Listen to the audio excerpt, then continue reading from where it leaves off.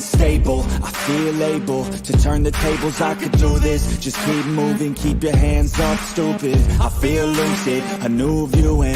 I can see the end, I can see my future, I can view it. It's right there for the taking. Everything I've ever wanted, dreams are just waiting. I just gotta fight for it, willing to die for it, willing to like sort of. Hey, greetings from the year 3000. It still sucks. This is Philip J. Price, and you're listening to the Drunken Turkey Show. Your one stop for this sort of thing. Hit that button, like and subscribe. You know what to do, just like every other podcast. Well, that's not like every other podcast, but we're here. We're the Drunk Turkey Show. I'm Daniel. Alongside with me is my good buddy Blue. How you doing, my man? It's a good Wednesday night. It's a hump day. How you doing? Doing good. Just enjoying another. I'm off today, so I'm just gonna try to enjoy it. Enjoying the fresh weather outside, and let's see how it goes. It's supposed to rain tonight, so y'all be careful out there. Oh man, it's been raining out here. I had the went out for a walk earlier. Well, it's not raining. It's been drizzling pretty good, like a heavy drizzle. You know what I'm saying? It's not full on out rain, but it's close. It's close. What are you drinking since you're not working? I got myself a Sonic Slushy, cherry limeade, and then a cucumber vodka from Enchanted Rock. Nice, dude. That sounds enchanting. I am having a a praline whiskey, the praline pecan whiskey that I normally have with a Coke. And so I haven't had an adult beverage in a while, so I'm excited about this, to be honest with you. No, I like the Sonic Slushy. I get them all the time. You call it what? They're slushies. Oh, okay. I thought you called it like the atomic slushy or something weird like that. The Sonic Slushies. All right. Well, today what we're going to be doing is we're going to be going back into the Facebook group, back into the Idaho Murders Facebook group, and look at some posts and comments from the Facebook group, and give our opinion on those comments, posts. And if you have questions or comments for us, just kind of send them in the live chat. You know, if we see them, we'll pull them up if they're worthy of being pulled up as well. I will be honest with you; those super chats with the different color do get our attention a little bit better than just the what do you call it? The regular chats. It is kind of hard to see, but if you put a couple of stars there, it'll also grab our attention. So let's start this off. Let's start this off with a banger, Blue. Boom. So this was the first post that I wanted to talk to you about. And I wanted your opinion, especially you, Blue, because I know that this is your field. It says, I want to know more about Grub Truck Joe. He did an interview with Daily Mail and posted his own video, both publicly. He was cleared very quickly. Does anyone else know more? Super curious about his Coke can camera he got from the Grub Truck.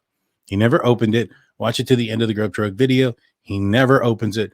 Constantly in motion, clicking photos with it, and audio recording jackass. Tell me more, sleuthers. So first and foremost, do you remember the Grub Truck video, Big Blue?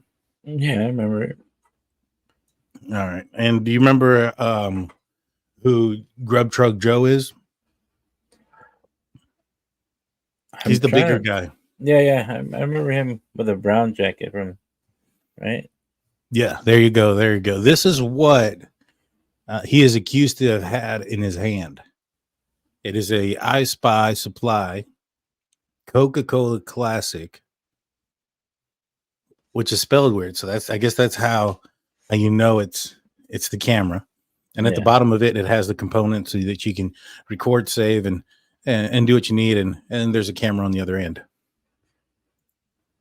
Now here's some still images. I'm not sure if that's, perfect picture etiquette as far as how you would hold the camera, but the post also mentions as a recording device. Does that look odd to you, Blue? No. It was like a regular. I will say that. Canton. Oh yeah, look. There's a little bit of shine at the bottom, right? Yeah. And it's not that much shine at the bottom of this. It's plastic. Yeah. We already debunked it. Debunked. But just to go on with the the sake of argument, right? And let's pretend that this is shiny. Maybe they have a shiny edition. It's the 25th anniversary. All right. So you have the shiny bottom. Now he has it behind his back. Have you ever held your Coke can that way, Blue? No, that's a weird way to hold it, though. But it is weird, right? Maybe he's just guarding it from the Coke stealer or something. I don't know. I don't know. Go from the back and from the front. So I don't want to start any conspiracies or anything, but if anything, I would think that it's one of those Coke cans you find at like a Planet K, where you can open it up and you put your what you really want inside it, then you screw it back together, and it's a concealer. It's just so you can carry whatever you want, right? For Planet K, I think it's just so that your parents don't know you have cigarettes. You know what I'm saying? So yeah. I think to me it's more like I get hungry, but I like to drink my soda with my food. So he's saving it for when his food comes out. That's true. And we also forget that, well, first, real quick, what I was going to finish saying with the Planet K soda can, somebody could be walking behind them, grab the can, give them a real Coke can, do a little swap, swap some money somewhere else. Boom, nobody ever knows. But I think there'd be a smoother operation to do that, like in the alley where there's not a lot of people. But I'm just saying that's what I see. But you brought up a pretty good point there. Yeah, but why hold it like that? That's weird. What time of year is this? I mean, it's cold. It's November. It's November. It is Idaho. Maybe he's trying. Maybe it was a Coke in his vehicle, right? Because it doesn't look cold. It's pretty shiny. It's you can't really tell. This isn't the best graphics, or it's pretty pixelated. But it doesn't look condensed or anything like that. Maybe he's trying to get it cold. Maybe it was in his car this whole time. That'd be cool. Anyway, anything in your car is cold. Maybe he took it and they don't sell that kind of soda there, so he's hiding it from the employees. Now this is Kaylee to the left here on the screen, and he has the Coke kind of facing oddly. And I guess the in this image, what they're trying to say is that it's facing towards Kaylee, so he's recording them specifically. Now that's more like a normal hold to me than the other one. Like if he was standing behind them with the can behind them, then maybe. But why go that way? Those speakers and those mics are pretty good as long as you hold it in front of you. Yeah. I mean, yeah. Also, like if you were trying to be like covert, do you think you're going to be holding the can all weird? like I'm not sure if that's the right move there to be sneaky. You know what I'm saying? I think it's kind of weird. I think people would notice it. Just throwing it out. Yeah. Now here it's again in his hand upside down, possibly. I can't tell if it is or not, but it's facing towards the girls. And again, in his hand, facing towards, presumably that's what they're trying to show. I'm not necessarily saying that that's what it is either. But his jacket's got pockets big enough to put in there. That's what I don't get. Like, that's why I think he's cooling it down. Yeah. I mean, if it was cold, do you think it'd be in his hands? It's already cold outside. I don't know. It's just funny the way he was holding it behind them. Like somebody was like when they arrest you, you put your hands behind your back. like this is the covert move of the day. Nobody's gonna know you're recording anybody. I mean, I don't know what he's doing. I just don't think he's trying to conceal that he's recording somebody. It's possible, but I don't. What do you guys think in the comment section? Have you seen anything kind of, anything that of anybody agreeing with it? Jeff comes in with a $5 super chat. On my Grub Truck video, you see Joe handed the Coke from Grub Truck cashier guy at 2:26. He opens the Coke at 26:06.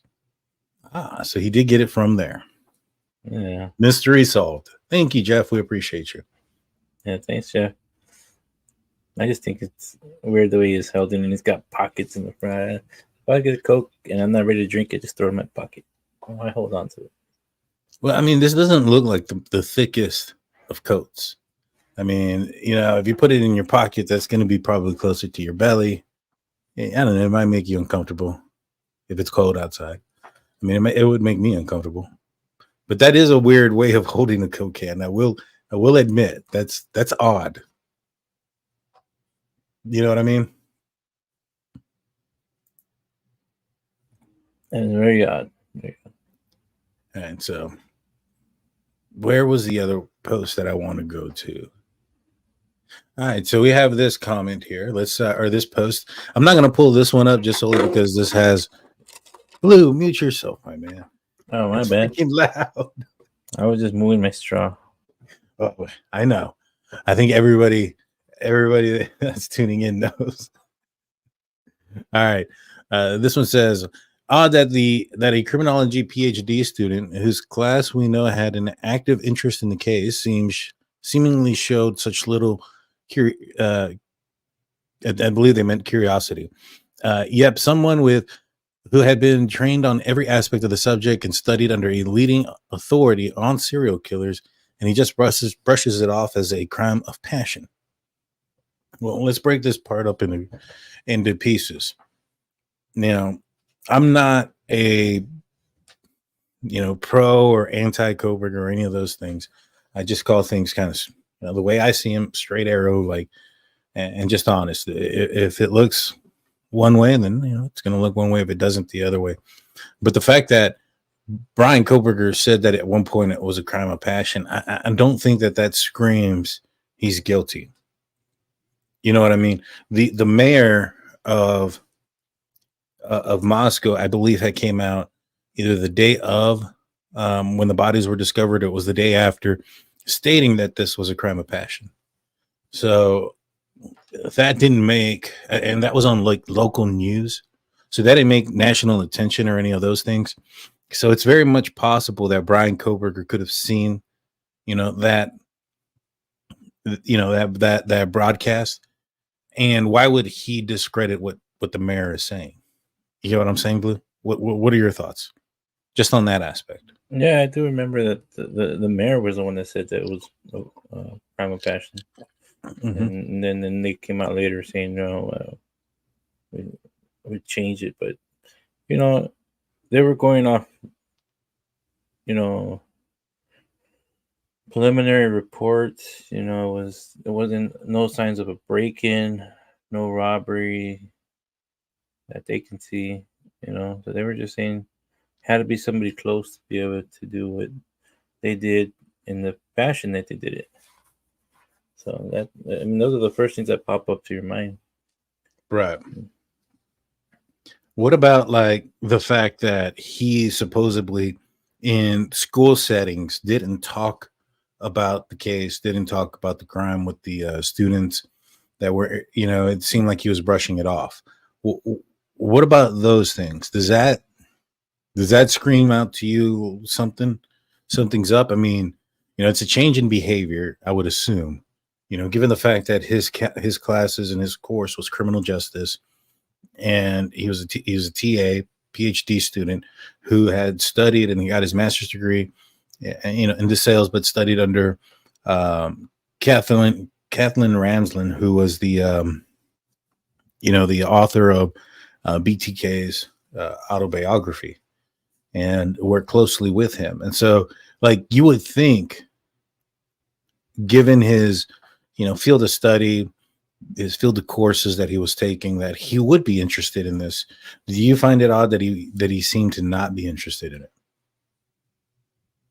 Yeah, I think the field of study that he is in, he would have been more interested in it. They would have been obsessed with it, Right. especially with the type of crime. There was not a lot of evidence left behind. Um, if I was teaching a class like that, in my opinion, I think that's the topic of the day for a couple weeks. It close to home. It's interesting, and I'm pretty sure that's what they do in crime classes. They talk about crime and what about next door? It just happened. That's something that Mhm. you'd probably want to talk about. Oh yeah. Yeah. I mean, it's not every day that something like that would happen. And I don't mean to sound harsh or cruel, but like for instance, when in law enforcement, we had a situation where there was somebody's life was taken, right, by a handgun. And it was in a certain part of town that was, kind of far away. But the rookies that were on shift that day, even though they didn't work that area, and perhaps I think one of them was like super far away, they told them to go because it's not every day that you're going to be able to work an actual, case like that where somebody's life is taken. Yeah, It's where I was working, it wasn't, very common. You know what I mean? And so you would use those unfortunate incidences as an opportunity to teach, the up and coming officers or any officer who hasn't had any experience to a certain extent. I mean, you don't want to have like a field day there, and even at that point, there's only so much that they can do. Right? They're not going into the crime scene. They're not going, past the door or anything like that. They're mainly going to probably, you know, uh, man the border of everything. yeah, But they get out there, get a firsthand look of things, and see something that usually doesn't happen very often. You know what I mean? And in this situation here, he's a criminology major, PhD program, teacher's assistant. You would think he'd be interested in it. Now, it doesn't mean he's guilty, right? no, I just find it weird. yeah. Especially it was right next to them. I mean, I seen it where I took criminology a long time ago, and sometimes my teacher was an ex detective, and he would tell us sometimes about the situation of the stories of some of the cases that he worked on. And even at that, it was interesting. You can look it up and find the stories, and that was years ago. And I would imagine him living next door to the town and not wanting to even investigate it or talk about it. That's pretty crazy. Yeah, I find it to be just a little odd. Just a little odd. All right, we have another post here. It says, so what's the explanation for BK wearing gloves in his home and throwing his trash next door? I can grasp the theories on everything else, but this, no, I'm not saying he wore gloves just to go through the trash. He wore gloves in his car and throughout the day at his parents' home. Why? And then why put stuff in your neighbor's trash? I'll also add that if the sources are correct, we got to say if that mainstream media has, that apparently BK's sister had mentioned something about being suspicious because of the gloves. So that wasn't something normal. Now, Bryan Kohberger hadn't been away from home very long. He had moved to the area, in June, July? So he'd only been gone for like 4 or 5 months. So he must have developed that habit while he was gone if his family thought it was odd. Right? So with all that being said, can you find or can you think of a reason, or do you think that that's also suspicious? I think it's suspicious, especially if he was OCD, right? And then they would have found gloves and stuff at his house, and then it could have been just because it was after the fact, because it doesn't say when he was, and nobody ever mentioned that while he was teaching he would wear gloves. That or wipe stuff down. I mean, I work with some OCD people, and they can clean the counter once, and then 2 or 3 hours later, they're cleaning the counter again because, it's like, just cleaned it. They're just OCD. In their mind, they got to do it again at a certain amount of time. Mhm. So they probably would have a really neat apartment if it was really OCD. A really, they wouldn't find. I don't know about you. They wouldn't find, pasta or, pizza sauce in some of the dishes because they'd be pretty clean at cleaning their dishes. And then That's true. in their bed sheets or bed pillow cover, they wouldn't find dry blood. OCD. I think somebody's OCD would scrub that out or get rid of it if they can't get rid of this thing because it would eat at them. So, Yeah, I you're don't right. know. I mean, that you're right. The stain on the pizza cutting utensil there, that definitely, that would be something that you wouldn't see with somebody who has OCD, and maybe perhaps he doesn't have something that's to that extent. Let's see. But I don't know. Can OCD happen later on in life? I'm not sure. I mean, he's 28 years old. It had, you would think that if he had this habit, let's just get away from the OCD stuff because you or nor I are doctors or anything like that. But, let's just say it's a habit, right? If he had this habit of wearing his gloves inside his vehicle, any of those things, when do you think he would have developed that habit?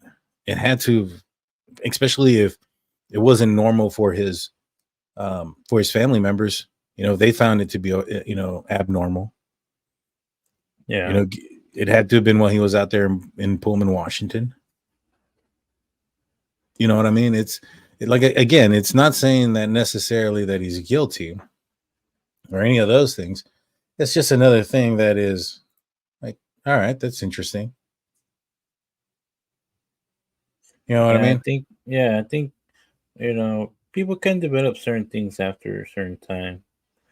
But I think with the coincidence that this happened after the case, of course he's going to have gloves in the apartment. Most people would, especially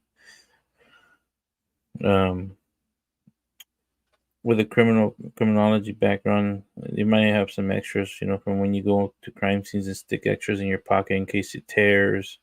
I don't know how much they recovered from his apartment. And then I would also say he'd probably have some to clean the house. I mean, I do. I use them all the time when I, clean restrooms and use chemicals. I don't like stuff getting on my hands when it comes chemical wise. Right. No, I understand that. But what about his car? Like just, his car or when he's shopping and things like that. I would assume that he would have been doing it since 2020 when the fear of germs was at an all-time high. And I would assume that that's when he would have probably developed it. And if that was the case, he would have probably have had this habit for 2 years. Do you think that his family would find it abnormal if he was continuing a habit that he's had for a couple of years? I don't think so. Now, I could be wrong. I could be wrong. We don't know Kohberger personally or any of those things. So, we could be wrong. Yeah. It's just some coincidence. And then one of the things I wanted to bring up was if he was a person that wore gloves for a long time. I use them at work, but I take them off right away. But I've seen people use them like the whole shift, and their fingernails in the corners, man. You develop certain types of really rough edges around your fingernails and stuff. Kind of like when people chew their fingernails because of moisture. So, and that's some telling tales that they use them all the time and keep them on too long. But it just varies. I think it was more like he was trying to. He knew that they might have been trying to get his DNA, and he was trying to cover it up as much as he can. Yeah. Queen Bee says, I think he wore gloves because he may have realized he was being watched. And that's a possibility, but I think he was wearing gloves since I think they have him on surveillance. I think I don't remember if this is somewhere I read this in the news or tabloids, or I don't think this was in the PCA, but I could have swore they had him on surveillance wearing latex gloves. And I think that the surveillance that they had him was at the Albertsons, which was like the next day. But I could be wrong. I'm not 100% certain on that one. But I don't know. I mean, if he's wearing it in his vehicle, that's a question mark. I don't know if that's ever been also proven to be true or not. You know, the only thing that we've heard that he's worn gloves out in public and while shopping and while he was getting arrested, I believe, right? Yeah, but I want to say it was something freshly developed from all the videos that we've seen him arrested for. Luckily, he's been pulled over, I think, 3 or 4 times, and we have videos of him. He's never wearing gloves in any of those videos. That's true. He's never wearing gloves in those videos, but those videos were taken before the incident. So if he's driving around, well, he didn't have gloves either in Indiana. Yeah, when he was driving home with his dad, he didn't have gloves. Well, I think he had gloves in his lap, but they were gloves for like winter gloves, which it was November. You can't. That's not suspicious, you know, given the timing frame that everything went down. All right, Blue. The next thing I wanted to talk to you about, Blue, was I had a question in the comment section, been brought up to me, and I was having a conversation with this guy, and I wanted to kind of just bring this. Let's just map it out. Let's talk it out. You know, the comment basically was, or we were getting corrected when we said that we think that Bryan Kohberger had approximately 9 to 11 minutes to commit this crime. And we had a person in the comment section say, no, it's 7 to 8 minutes, something to that nature. And I wanted to break it down a little bit, right? So what do we know, right? We know that based on the Linda Lane footage, that a vehicle is passing here around the back of this apartment complex at 4:05. It stops. It does a turnaround. It stays parked right there for 10 seconds. Remember that? It stays there for 10 seconds, and then it backs up, and then it drives back towards the direction of the victim's house. Now, according to the probable cause affidavit, the vehicle attempts to either park or do another turnaround right in front of the victim's house. It is unsuccessful. So what it does is it then goes into this intersection, the King Queen Road, does a 3-point turnaround, and it heads back. Now, we know that at 4:07, that vehicle passes by again for the last time that you can see on the Linda Lane footage. So it took him about a minute and a half to do a turnaround here, drive back, sit right here and try to park, leave, do a 3-point turn here, and then head back, right? Just so we got that underway. Now, we've seen video. I think it was JLR who drove around here, and there was the interview room with Chris McDonough, and he had done something very similar. I believe it took about 35 seconds for a vehicle at normal speeds driving through this area, not accelerated, not too slow, just driving through. About 35 seconds to circle around, and I think it was 35 to 45 seconds from, no, it was 35 seconds from the time that they entered the King Queen Road intersection, drove around this apartment complex, came down, and then left this intersection. So about 35 to 40 seconds for that entire process. So if the vehicle is passing by right here at 4:07, how long do you think it's going to take a vehicle to travel from here to the back of the victim's residence?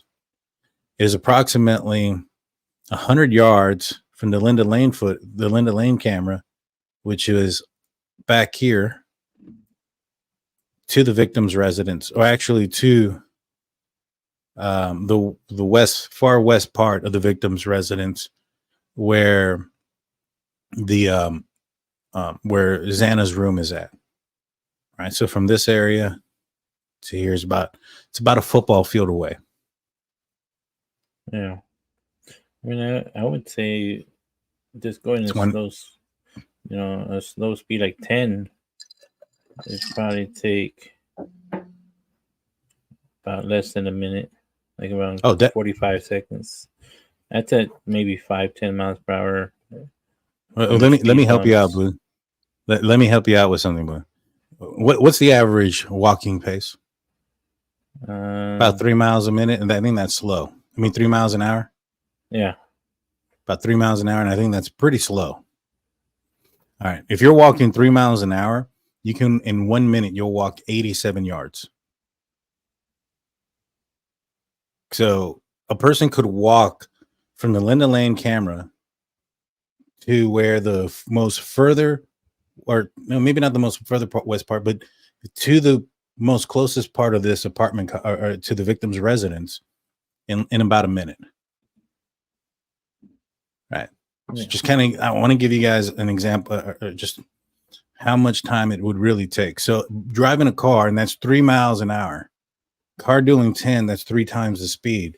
So what, about 12, 15, 18 seconds then? Realistically? Yeah, realistically, yes.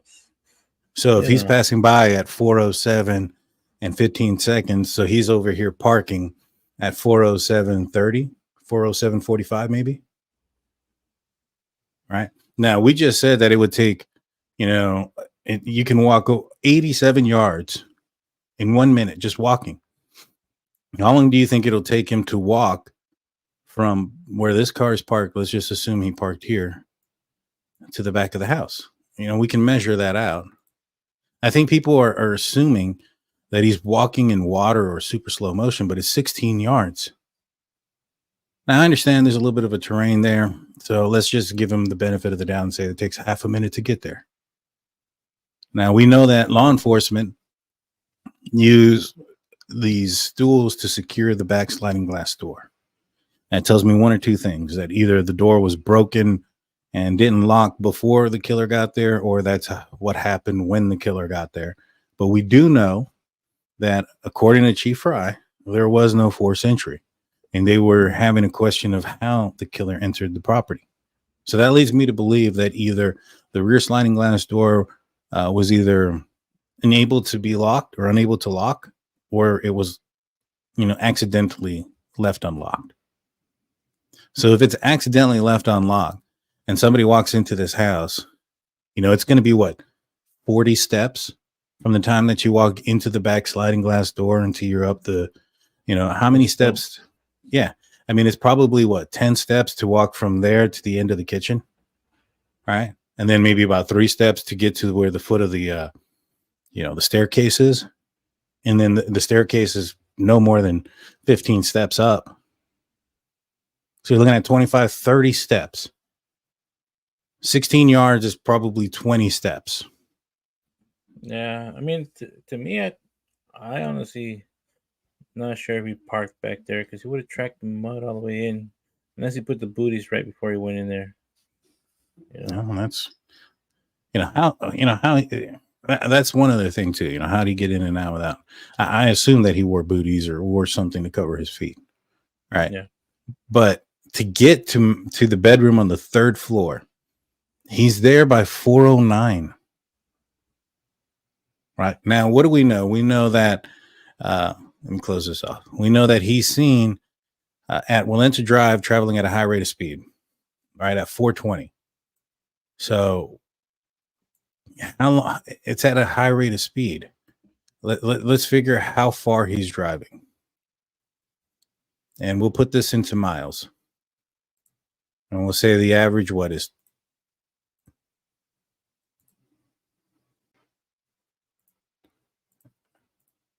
All right. So somewhere around right here is where he gets popped. Let me change that from yards to miles. That's 1/3 of a mile away.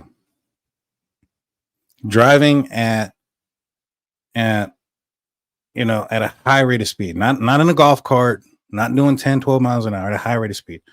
So let's just assume it's 25 miles, which is the speed limit in a residential area You know, how long is it going to take a vehicle going 25 miles an hour to cover a third of a mile? A minute? Not even that. Not even. So, yeah, I mean, he's going to be in there for about 10 to 11 minutes. Now, if a person could walk, at 87 yards in a 10-minute span, or in a 1-minute span, I'm sorry. I mean, during 10 minutes, that's over 8 football fields. This house is not that big. I don't understand why people think that it would be so difficult for him to go up to the 3rd floor, down to the 2nd floor, and then out of the house in X amount of time when 2 of the victims, if not 3 of them, are probably asleep. You know what I'm saying? Yeah. I don't think that the timing in which everything is going on is too crazy. Like I said, it does not take that long sometimes if you hit the right spot to unalive somebody. I mean, we have that video that we reviewed a while back where the guy was trying to rob a pawn shop or rob a smoke shop, right? And the guy stabbed him right in the chest, right? And then the guy took maybe 3 steps, says, "I'm gonna die," and just falls on the floor, and he died. Yeah, I mean that's less than like 4 seconds. Yeah. I mean, it's not. Yeah, I understand it. I mean, people, we watch the closest thing that we have to actually, seeing something like this or anything like that is a movie, and those things are exaggerated for drama and this, that, and a third. And it's not so dramatic when it comes to real life. Jeff H comes with another $5 super chat. Says BK drives past the Linda Lane camera at 4:07 and 30 seconds. I hear a trunk close at 4:21:01 and then can hear a car speeding up at 4:21:19. I mean, even at that, if that ends up being the case, I mean, you're looking at, if he's in the house by 4, let's just give him the benefit of the doubt, a whole minute, which I doubt. If he's in the house a minute after 4:07, that's 4:08:30 to 4:21. That's 13 minutes. That's a lot of time. Have you ever been in a fight, Blue? Me? No. You're a lover, not a fighter? Yeah. Let's see. Angel asks, where did he park? In front of 1122, where the tire tracks are, wheels spin away. I don't know where he parked. I would assume that he would have probably parked right here, right along the side of the house. You don't want to park too far. If something goes south and he has to get out of there, you got to get out of there quick. You don't want to park way back out here. This is at 4 something in the morning. You probably don't expect a lot of traffic to be going in and around this area. He's not driving a vehicle that is super unique that anybody would really remember or recognize or would stand out for it being there. So even if somebody drove by there at 10 o'clock, 4:10 a.m. in the morning and saw a white Elantra parked alongside of this, street here, I don't think they're going to see that and think, oh man, that looks suspicious. You know what I mean? There's a lot of vehicles that are parked here. Yeah. That's probably one of the reasons, when they say that the house was the target, I think that this is probably one of the other reasons why. You have limited access in and out. Once it becomes a certain amount of time, you're not going to have a lot of high traffic in. This isn't an area where, like, for instance, when police officers do their routes, they'll probably come into an area like this once in a while. But like areas where they can just kind of pass through, drive around, are more of the areas where they will. You'll find more commonly a police officer patrolling. So I think that just kind of, playing your numbers there, and given how it's one way in, basically one way out, I can work to your disadvantage if you're busted real quick. An officer can come here and you're blocked in, and at least by vehicle, you won't be able to get your vehicle out of there. But you know, given how close it is to the exit and how you can just get behind real quick behind that house, like I said before, a lot of people are asking for the motive. I personally think that he chose this house because he wanted to create a large, high-profile crime that went unsolved. I don't think he intended on being caught or intended on being on trial or any of those things. But I do think that he wanted it to gain national attention, and one way to do that is by increasing the amount of victims. You know, you have 3-4 victims, it's definitely going to increase the attention, which is why, you know, seeing a Range Rover parked out there or Ethan's vehicle possibly parked out there wouldn't worry him as much as what we would think of. Because if the goal was more casualty or mass casualty, you know, having another car would actually benefit him. Does that make sense to you, Blue? Yeah, I mean, I think it's hard to know exactly why and if you've met him, but if you're gonna do a crime like this and you want it to be a big number, you don't want to go too high of a number and get outmanned if they wake up and scream. So you want to go somewhere probably in the middle. And a house full of mostly female occupants, to him, might have seemed as an easier target than, say, go down the street and actually go to a sorority house where there's a lot more people piled up but there's a lot more chances of somebody waking up, somebody yelling and screaming. Well, that's why you pass by like 4 or 5 times. Yeah, but no, even at night. I mean, how many? Like, I remember my buddy staying in a sorority, and there was like 10 guys living in one sorority house, and there are people on the couches, people, especially on the weekends, there'd be people sleeping on the floor. I remember.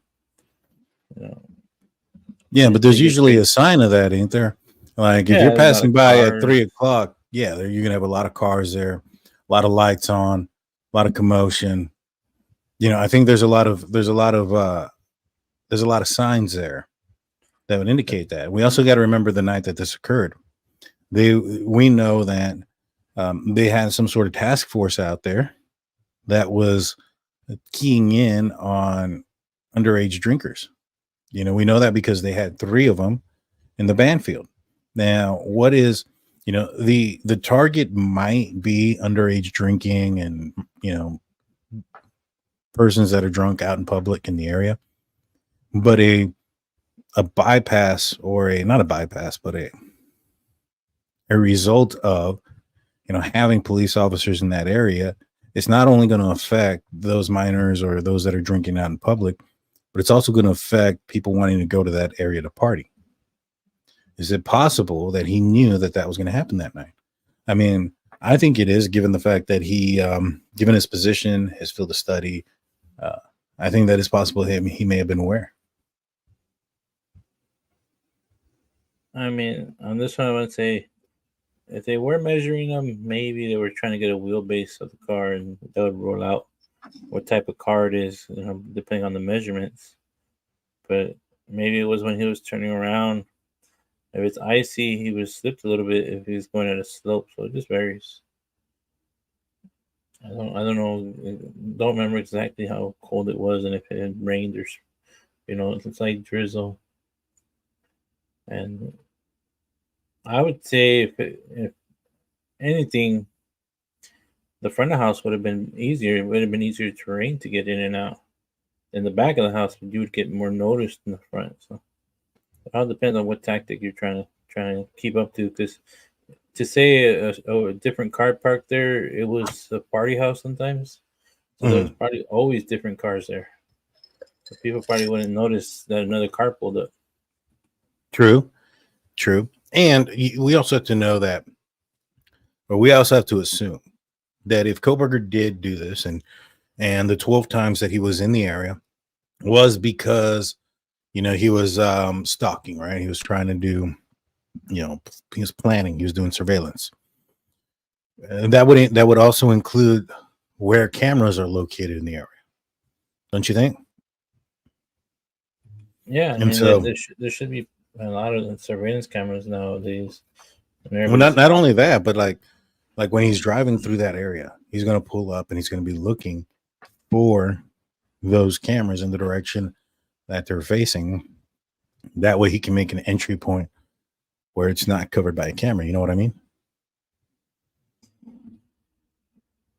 I wonder if they ever asked him, "Where is your shower curtain?" And maybe he actually tell the truth. Maybe he threw it away because it was the end of the semester, and like he was, like I said, he could be OCD, and he was just throwing it away because he didn't like the showers, you know, curtains that get stained, or maybe it was getting mildew, so he just threw it away before he went on a 3-week vacation without turning on the heat. Stuff Yeah, I goes mean, bad. I think it had more to do with him leaving to Pennsylvania for some time. I Yeah. don't necessarily. Well, we don't know that.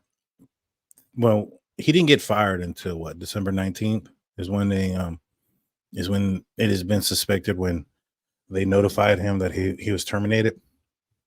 So he is already in the Pocono Mountains by then. I think that there's a good chance that he had every intention on going back. And so he probably took down his shower curtains or threw them out, like you said, before he left, knowing he was going to be gone for X amount of time, an extended time. So that way it doesn't get mold. Quinn B, thank you for your $4.99 super chat. It says, a little off topic, but they find a knife and clothes he was wearing. I bet they'll be wrapped in a shower curtain that was missing from his apartment. I don't think so, only because that shower curtain, the murders happened November 13th.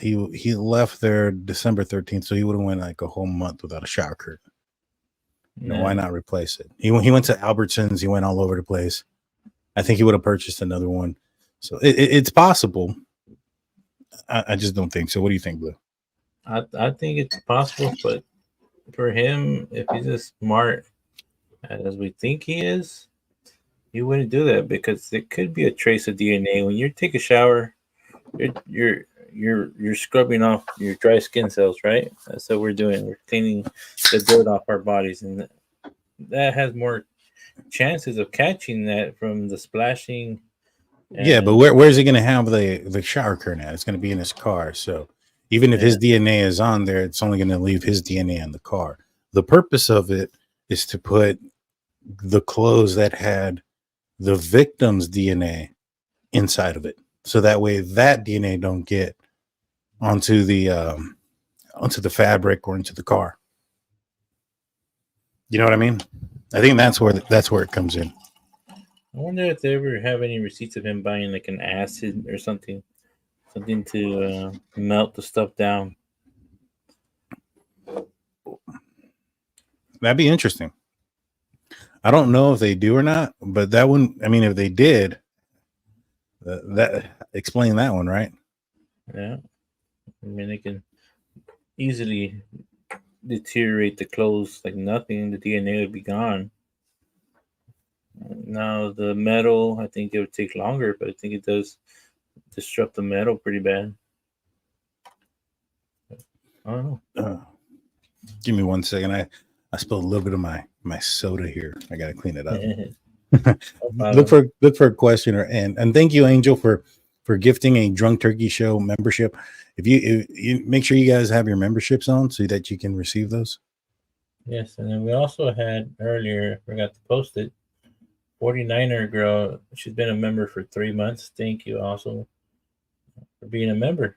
Thank you everybody who's a member, who's a subscriber.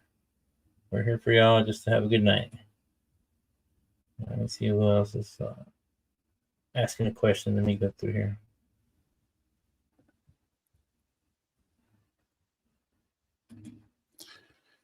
I think that can be true, but from my experience, it just makes a mess, and he didn't seem like a messy person. It didn't seem like he, by them saying that he's OCD, because an OCD would person would be more worried about the mildew and mold that can cause. What if there was only a liner? Is it possible that he had the shirt, the shower liner, and not the curtain? Yeah, that is possible. I mean, that's what when I was younger. The first place I got, that's all I had was the liner. You know, I didn't get no fancy curtains until later.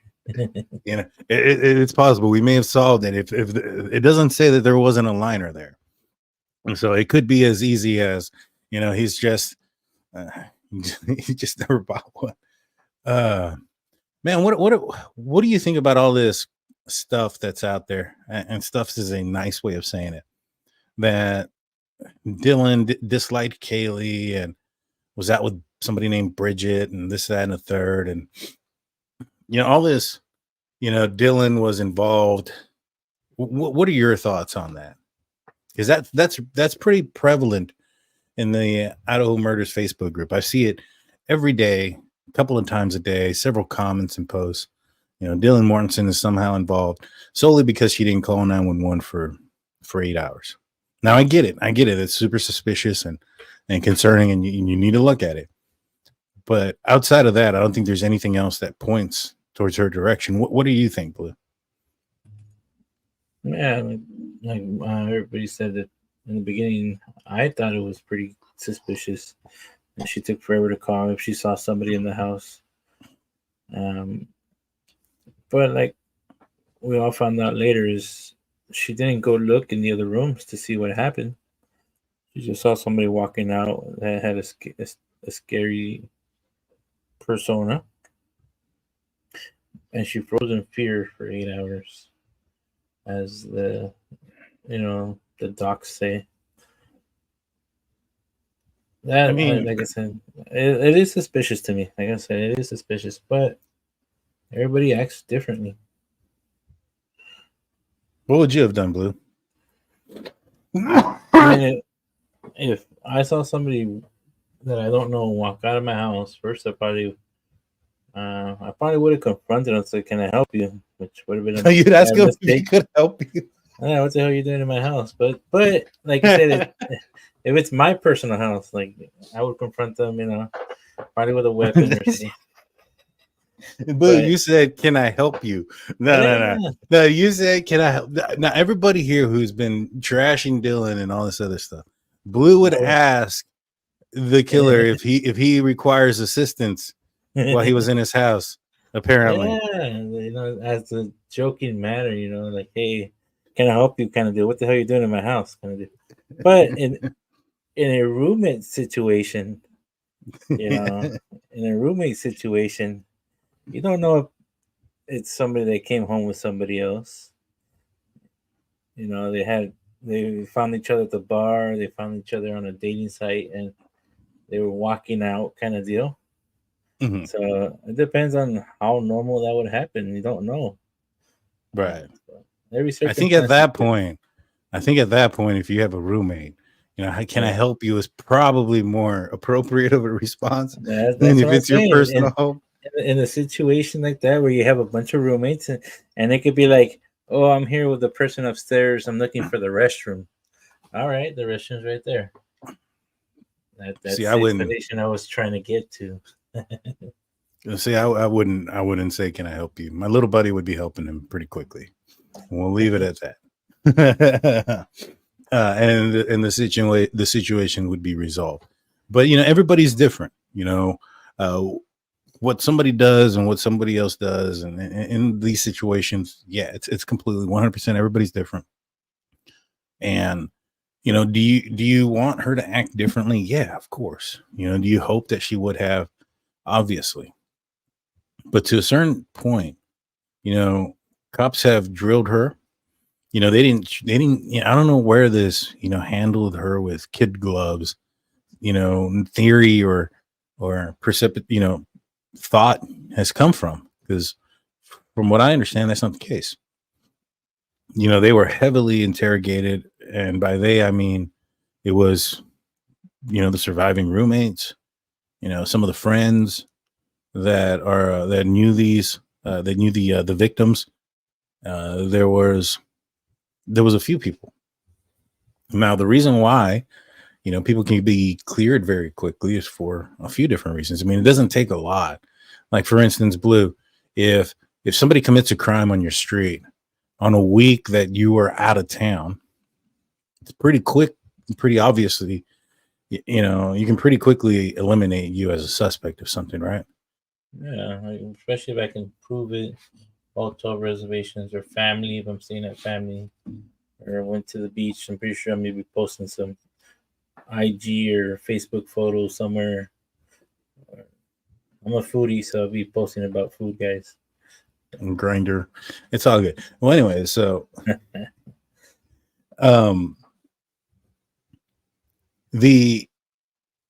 if there's something there that clearly says that it is impossible that it's you as a person, it's not hard to clear someone. Just like it's not hard to find evidence of somebody doing something, if you got the right person in front of you. It won't take very long, and depending on how quickly you have the information. All right, within a couple of months, it's or even maybe in a year, it's not that difficult, right? Like, if, for instance, this case went cold for a couple of more months and then somebody's name came up, they would have been able to search the history of their phone, their locations. All of those things would have been plausible. Right now, if this crime was committed a few years ago, before that technology was, invented or created, and all this other things, and it's going to be a little bit more difficult. And even, excuse me. So now, having this, it's not going to be that difficult. Like, all right, we got this name, Bryan Kohberger from the IGG. What do we know about this case? We know that there was a white vehicle that was seen driving around in the area around the time that the murders happened. Does he own or operate or have access to a white vehicle? Check mark. All right. We know that the murders happened between this time and that time based on a few things, based on the car that was in that area, based on the surveillance camera that picked up audio from the house, and based on the victim's surviving roommate's victim statements and a forensic download of their phones. Now, when they downloaded their phones, they did not only have access to just that 4 o'clock window, and that's all they saw. They got everything in that phone. Yeah. Right. So if there was any conversation with anybody about drugs or, prior knowledge of this case or what was about to happen on that phone, going back, I don't know, maybe a year, they would have found it. Right. So those are the things that we know. And I know the girls are smart, but they would have left a bread trail if it was something to have to deal with them. It's just a crazy, situation. She saw somebody walking out. Like we said it before in the past, maybe she did call around. Maybe Bethany did answer and say, "Hey, I'm fine," and maybe the other people were asleep and not answering their calls. I don't know. They would be able to check the phones and figure that out real quick. The other thing is maybe she fell asleep and just woke up late. But the hard part, the guy wasn't covered in blood that she can see. He wasn't holding a knife. How could you tell? I mean, how could you tell if he's wearing black at night? Yeah. In the dark clothing? Blood's not a shiny fluid that's going to be, you know what I mean? How could you tell that? Yeah. I mean, he could have pissed himself and you wouldn't have been able to see that. Yeah. Like I said, she probably saw some strange guy walking out of the house, and there's 2 girls upstairs. Maybe they had him over for some drinks. That can happen. Yeah. At the beginning. I don't know, man. If it's like a party house, I have friends that are girls too. They pick up guys at the bars all the time. And they, and then they have roommates. Yeah. But, normally roommates have rules with each other about the houses and certain things. At least warn me or tell me somebody's coming over. Well, yeah, that's true. Let's see. I'm trying to look for another one on here on this. That's worth. Somebody tried to say that. I think it was Madison Mogen looked like Maddie McCain. I think that was her name. The little girl that went missing from somewhere a long time ago. In fact, I think here recently there was this little girl. She's little to us. I think she's like maybe early 20s, late teens.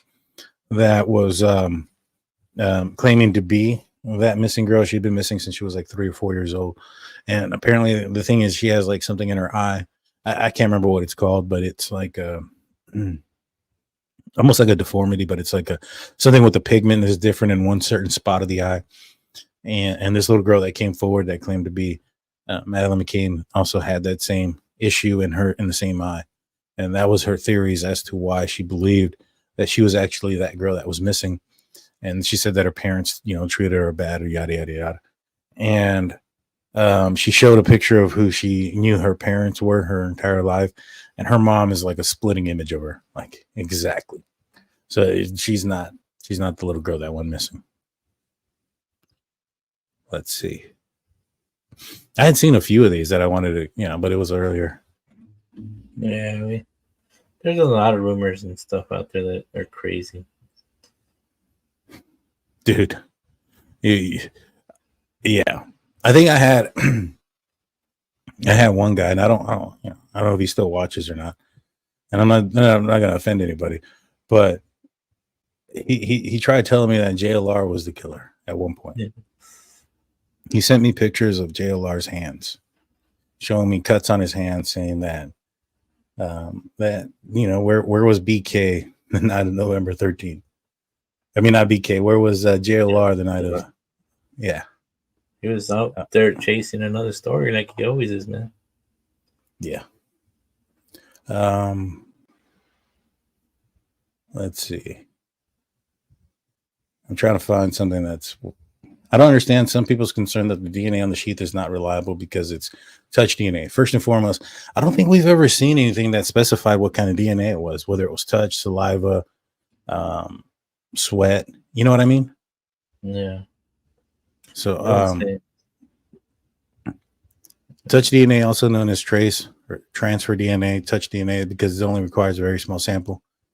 For example, the skin cells left on an object after it has been touched can casually handled, and a person's DNA is the same in every cell, for example. So basically the question is, why do people think that the touch DNA isn't that strong? I mean, it's because it's so easy to transfer from one place to another, right? Within a certain scope, right? It's not like, for instance, I touch this, I'm going to touch a wall right here. And then 50 years or 5 years later, somebody comes and, brushes on against that wall. They're not going to get my DNA on it. It don't last that long. And when it transfers from one place to another, it's not complete. So it gets smaller and smaller as it transfers from one spot to another. So what they can find sometimes is fingerprints. But not skin DNA. It breaks down. Now, when it comes to the transfer DNA, I think on its own, 100%, yeah. If all they had was Bryan Kohberger's DNA, let's just say he drove a gold Impala, and he was 5'8", 240 pounds, and when they checked his phone was on, and he was in Pullman at an apartment complex a couple of blocks down, and they find out that was some other girl's house, his girlfriend's house. What then, Blue? You forgot to mention they had Dayton's. They had Dayton's on the Impala. What then, Blue? What then? If he had Dayton's on his Impala and all this other stuff, what then? I don't know. I'll tell you what then. You want to know? Go for it. You really want to know? Then he wouldn't be arrested. That's the thing. It's not just the DNA. If it was just the DNA, he'd be free. That alone wouldn't be enough. It's the DNA. It's the fact that he also has his phone off during the time of the crime. It's the fact that he drives a vehicle without a front license plate, which the reasoning why he didn't have a front license plate was because he had Pennsylvania plates at the time of the murders, which only gave him one license plate, right? So he has a vehicle that matches a vehicle in the area. He matches the vague description that Dylan has. It doesn't exclude him. You know, she would have said he was 5'8", 240 pounds, and then it's not him, right? And so all those things end up checking back to him, and then you got the DNA also on the sheath. So it's not so much you're supposed to look at that on its own.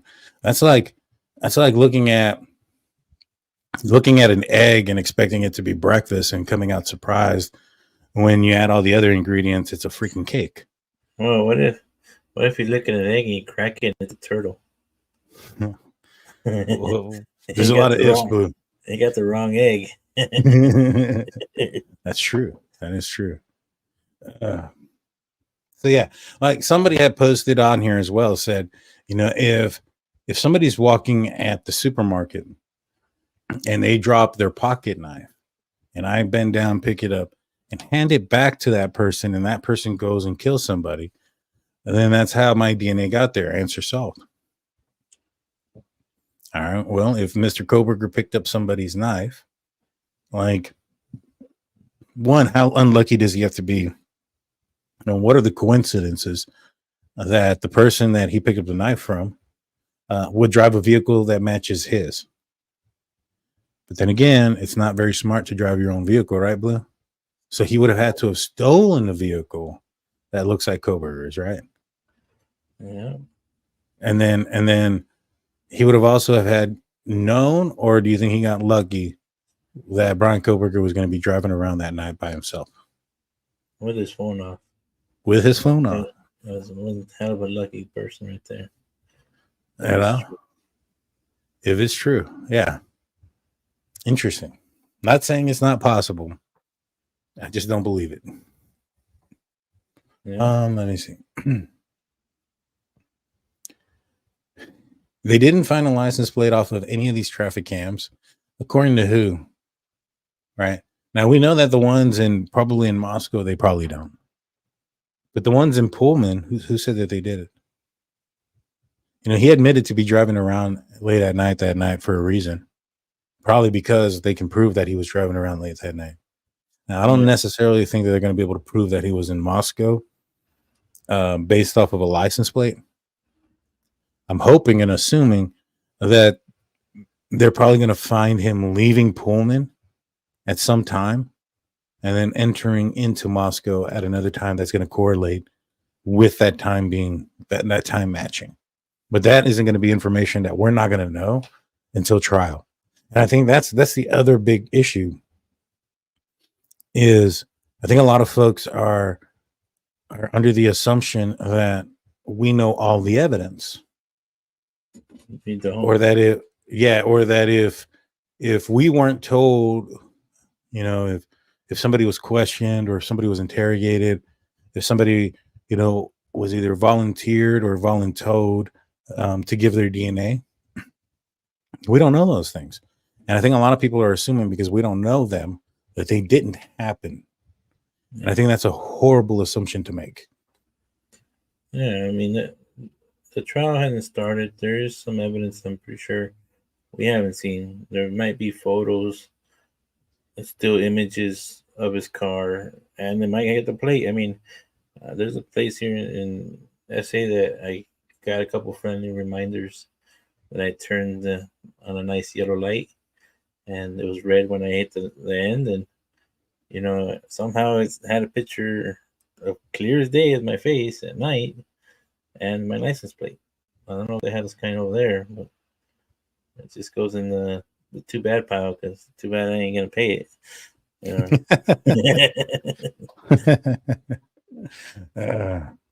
You know, final thing that I want to talk to you about, Blue, before we call it a show, is what do you think about all this controversy behind Dylan Mortenson being at some sort of like costume party a year after the murders, you know, living her life and trying to be a normal person a year later. What are your thoughts? My thoughts go out to her. Prayers, because it's a tough situation that she's in.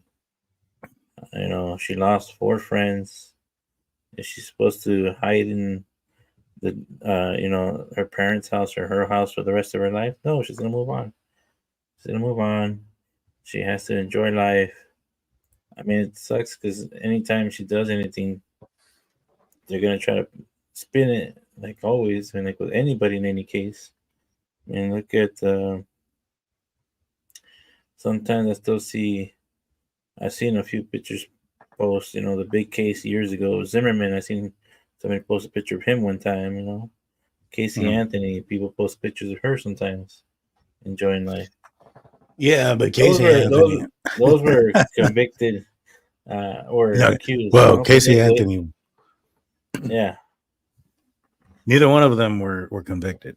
They weren't convicted, but but again, Casey Anthony was partying while her daughter was still quote unquote missing.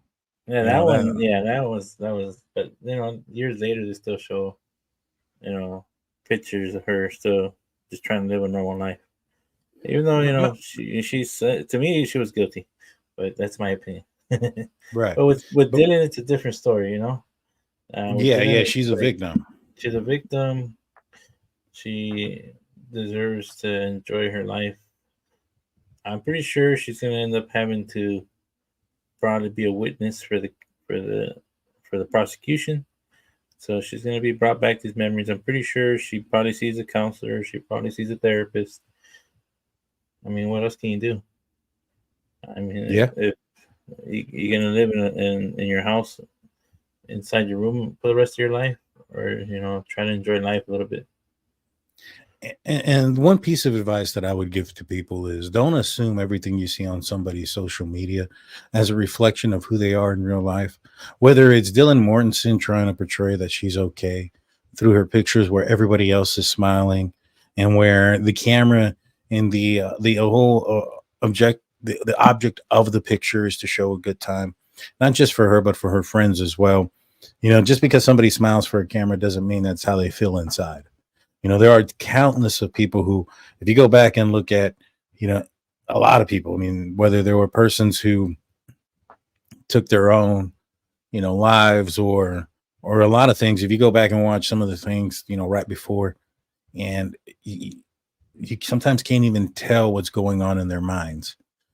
Some people can hide those things way down deep and you won't be able to know. And imagine if that ends up being the case where, you have somebody and it's probably more so the case than not, and people are you're ganging up on her for surviving. It's horrible. In my opinion, a lot of people are quick to jump to Bryan Kohberger's defense. There's no evidence. There's no this. There's no that. There's a hell of a lot more evidence against Bryan Kohberger than there is Dylan Mortenson, and people are treating her like she's the one that committed this crime. Yeah, you know what I'm saying. And so, I mean, you're willing to give this other dude the benefit of the doubt when his damn DNA is on the sheath under the body of a victim. It's his vehicle. A vehicle matching his vehicle seen outside, his phone off at that time. I mean, the evidence is stacked up against him, and yet some people think that it's okay to turn around and say, hey, we shouldn't look at all this evidence because he's innocent until proven guilty, but then castrate or completely demolish Dylan Mortenson because of what they think, something that's not proven or any of those things. So I just don't understand the hypocrisy behind it. Yeah. Like, she didn't know exactly what happened upstairs. She didn't go up and check that in what we know. You know what I mean? Mm-hmm. We don't know anything. Yeah, we don't know the whole story. Maybe she was, did see somebody storm out of there, and who knows if she had a few drinks and she laid down thinking, "Oh man, that was pretty scary," and she laid down. But I don't know. It will come out in the court case when it goes to the trial, and they'll hopefully have her statements. I mean, sometimes they don't have to appear in court. They can do it virtual, or they have pre-recorded questions. But I think they do virtual because they want to ask them on the spot questions. Yeah. Yeah. And like I said, I get it. The 8 hour, not making the phone call. I get it. It's suspicious. And there's questions that need to be asked. And I think those questions have been asked by the appropriate people, by law enforcement. They're the ones that know the answer to that question. Right. Yeah. I mean, it's like I see it this way with, like on the weekends, I during the summertime, if anybody has kids, your kids stay up late playing video games, watching TV for a little bit. They might go to sleep at 2. I mean, I'll wake up at 8, 10 in the morning the next day, do some yard work, come back in until 11. They're still asleep. My daughter would sleep till 2 in the afternoon if I let her. Yeah.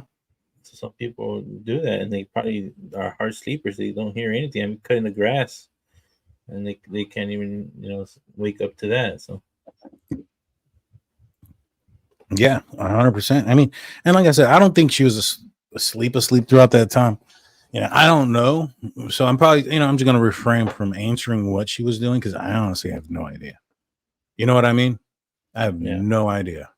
And so, I can only speculate on what I think could have happened or what may have happened. But knowing what we do know as far as the investigation was against her, and I do know that her story about, a person that she saw coming up this, coming through the house with a mask on, the whole 9 yards, what was in the probable cause affidavit. She didn't hide that. That came out day one. So, I mean, that's all I know. Sherlock Holmes comes on the $5 super chat. Great show, Daniel. Going over to be on Sonny's panel. Stop on by. Oh, and unblock me if you would. Jeff H. Would love some of your. Oh, this is Jeff. Somebody blocked you, Jeff? Oh, okay. Well, I'll make sure to. I'm not sure why you were blocked, but we'll check it out. Mm. The whole 9 yards. You know it. All righty, guys. Do you have any final things, Big Blue? No, I just want to say thank you, everybody. It's the holiday season. Enjoy yourselves. Don't enjoy yourselves too much. Be safe. Get a ride. I mean, there's a bunch of crazy cases going around with drinking and driving that you don't want to be one of them. No, you don't. It's not worth it. And day when, the time when you have like Uber and private share and things like that, you really don't need to do that. And we'll leave you with this. We'll be back on Friday. Jaime will be back. Hopefully he's feeling a lot better. I think he is. Last time I talked to him, he said he was doing a little bit better. But if not, we'll be back on Friday. We'll see you guys then. I'll leave you guys with a little bit of Christmas cheer. I traveled through the 7 levels of the candy cane forest, past the sea of swirly, twirly gumdrops. Then I walked through the Lincoln. There once were these 3 brave young sprite men. They were a bunch of turkeys, if you ask me. They wandered into our village with the greatest stories. Here they are. It's gonna be great. Like and subscribe.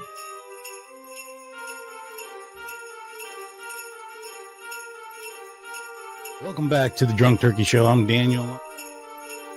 This is probably like the most malnourished werewolf I've ever seen. Who's ever seen Joe Biden at midnight?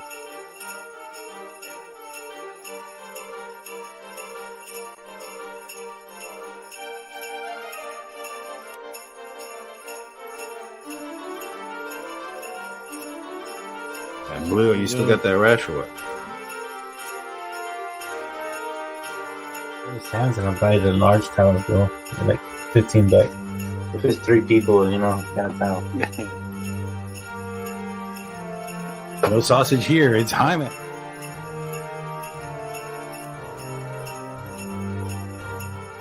There was that age where, like, you have responsibilities, but not as much, and you can have a lot of fun too. So then again, she also looks like that girl from that movie Chapin.